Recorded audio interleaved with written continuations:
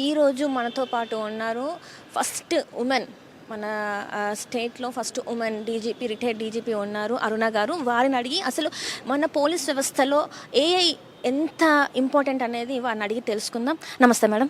ఈరోజు ఇక్కడ ఈ సెమినారు దత్తాత్రేయ గారు ఆర్గనైజ్ చేశారు. నాకు చాలా సంతోషం, ఎందుకంటే ఇది చాలా ఇంపార్టెంట్ టాపిక్ ఈ సెక్యూరిటీ. ఎందుకంటే మనం ఎప్పుడు ఫండమెంటల్ రైట్స్ గురించి మాట్లాడతారు, కానీ ఫండమెంటల్ డ్యూటీస్ కూడా ఉన్నాయి.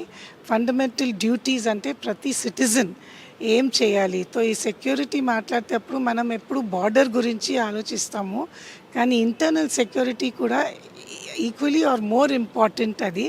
ఎందుకంటే విదిన్ ద కంట్రీ నుంచి ఏదైనా ఎనిమీస్ ఎట్లా వస్తారు, ఏం యాక్షన్ తీసుకుంటారు.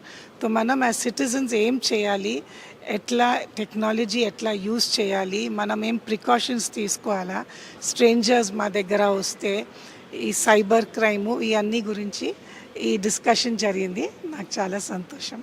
ఏఐ అనేది చాలా వరకు అన్ని రంగాలలో వెళ్ళింది. ఇప్పుడు మన పోలీస్ వ్యవస్థలో కూడా వస్తుంది. అంటే ఇక్కడ చాలా వరకు అంటే బయట దేశాల నుంచి మనకి కొన్ని ఉగ్రవాద ఇవే కావచ్చు, ఇవి ఎంత త్వరగా కనుక్కునే టైం పడుతుంది. అంటే ఏఐ చాలా తొందరగా అన్నీ చేస్తుంది. ఇప్పుడు సైబర్ క్రైమ్ కూడా ఎట్లా అయిపోయిందంటే చాలా చదువుకున్న వాళ్ళు కూడా దానికి లోన్ అయిపోతున్నారు, గురవుతున్నారు, చాలా ట్రాప్ అయిపోతున్నారు. మరి అట్లాంటప్పుడు ఇప్పుడు తీసుకునే నిర్ణయాలు ఎట్లా పనిచేస్తాయంట?